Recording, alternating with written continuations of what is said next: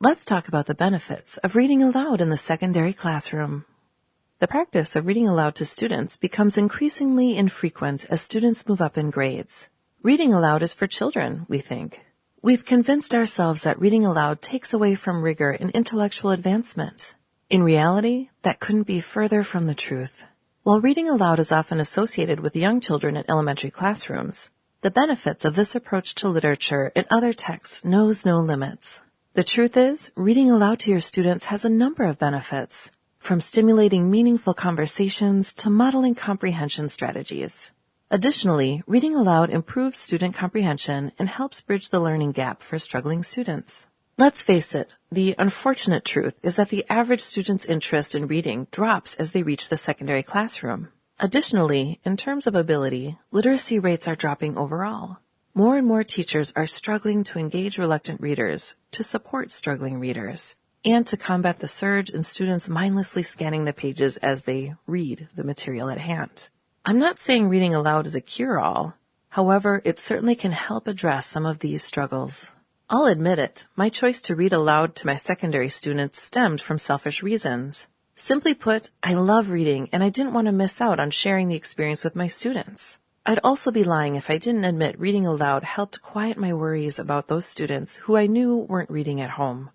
While reading aloud is a staple in any elementary classroom, the benefits in the secondary classroom are just as great. According to research, benefits include increased literacy, fluency, and comprehension, as well as increased accessibility to the materials for all students, regardless of their reading level. But even those benefits are just scratching the surface of what's possible when you incorporate reading aloud in the secondary classroom. Some literature is simply meant to be read aloud. Think plays like The Crucible. Other times, reading aloud can help students really get into the drama. Think Shirley Jackson's The Lottery. In other instances, reading aloud allows you to guide the students through a rich text. Take The Great Gatsby or Catcher in the Rye, for example. It also opens the door to guiding emotional yet essential conversations about important topics and themes, such as society, think The Hunger Games, or identity, like with The Absolutely True Diary of a Part-Time Indian. Regardless, no matter what the text is or its purpose, there are many benefits both you and your students can experience when reading aloud. How many times have you skimmed over a word because you simply didn't know it? We've all been there, and our students have too. In fact, students tend to ignore unknown words when reading independently. In many cases, an overwhelming and unfamiliar vocabulary can be a total turnoff and distraction to students.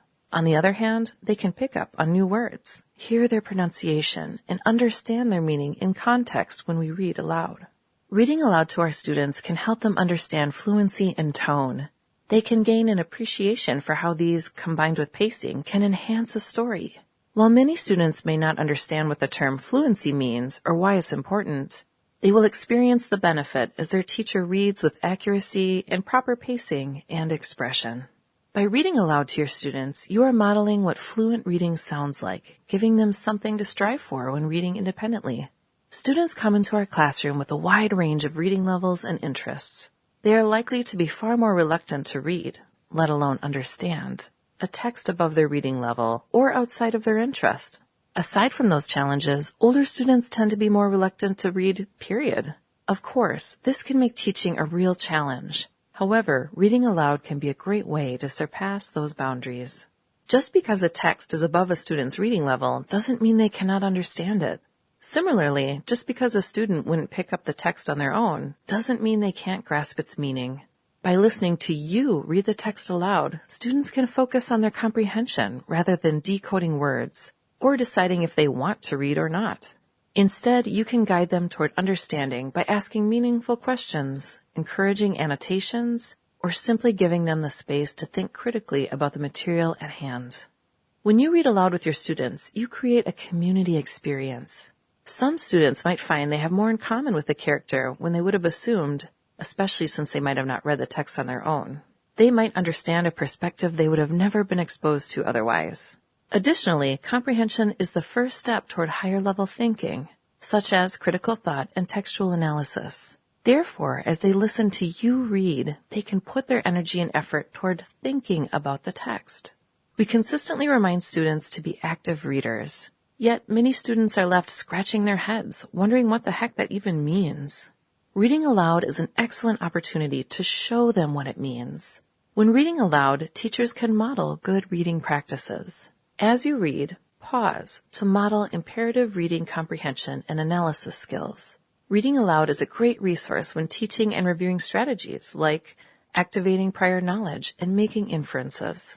Additionally, teachers can model various interpretations of a particular section of a text. Not only will this help students understand the versatile nature of literature, but give them permission and freedom to consider their interpretations, rather than always seeking a particular answer. By taking this approach, you'll help build confident readers. Listening to a teacher read a text simply isn't enough. It also totally misses the point. It's crucial for students to play an active role in their education, and when it comes to reading, that means interacting with the text. Don't settle for passive listeners. Instead, encourage students to engage in meaningful discussions as you read.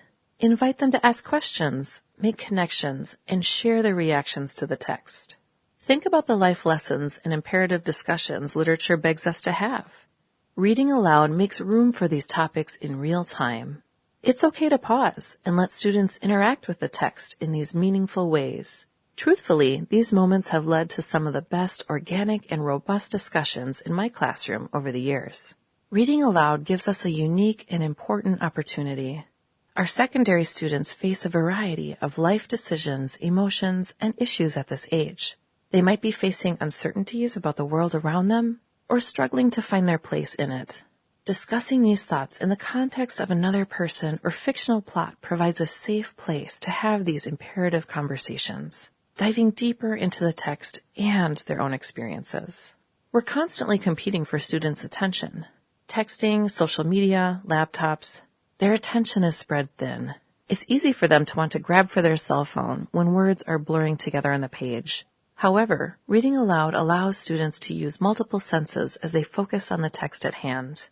And who doesn't love being read to? It's relaxing. It can take some of the stress off of students as they're constantly wading through material throughout the school day. So, instead of struggling through complex words or losing their attention, they can focus on the words on the page while hearing them spoken aloud. As a result, they're more likely to recognize and appreciate the overall art of storytelling and pick up a thing or two they might have otherwise missed. For example, my students might miss the emphasis Holden puts on phoniness in The Catcher in the Rye. But once I point it out, it stands out like a neon sign. It's a win-win. Today's classrooms often include a wide variety of students. With that comes a range of abilities. Many students struggle to focus on or make sense of the long, complex texts they encounter at the secondary level. And with standards to meet, teachers face the challenge of bridging this gap for reluctant learners and struggling students. By reading the material aloud, teachers can reach a wide range of abilities at once. While reading independently might require a variety of texts to be assigned to different students, reading aloud is a great way to have a shared experience for all students. Listening to a text, or even portions of a text, helps us to make the literature accessible, even to those who struggle to read on their own. While I read most short stories aloud, there's not always time to read an entire novel. Carefully choose which parts are most important for student comprehension and choose to read those parts aloud, guiding student comprehension through meaningful discussions along the way. As for the rest of the text, see if you can find it on tape. Again, just because a student struggles to decode difficult words does not mean the concept is above their abilities to comprehend. Don't worry about holding certain students back. If you have advanced students, allow them to go to the library and get ahead or complete extension activities at an accelerated pace. Here's a few tips for reading aloud. Plan ahead. Reading aloud takes time, more so than silently reading. However, I would argue reading aloud is a more enriching experience. Therefore, plan ahead to know how much time you have to dedicate to reading and discussing a particular text. Trust me, time always goes by faster than you think. Review the text. Before reading, conduct a quick review to jog students' memories about what happened previously in the text. This will help them get into the right mindset and prepare to be active and engaged listeners. Read with enthusiasm. Speaking of engaged listeners, avoid the dreaded monotone read aloud. Instead, use this as a chance to show students the power of tone, pacing, and inflection. If you're really feeling up for it, Give each character a distinct voice or let the student step in to read the dialogue. Chunk it out. Many students seem to have the attention span of a puppy these days. Squirrel. Don't expect them to sit quietly and attentively through 30 minutes of straight reading. Instead, chunk it out. Note the places where you will pause and discuss. Ask them questions. Have them write a quick reflection, or turn and talk with a partner. These short activities will help your students be engaged. Don't just read aloud, but think aloud. As you read, be sure to pause and share your thoughts, make connections, and ask questions about the material.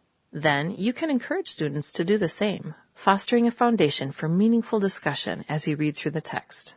Take advantage of the opportunities.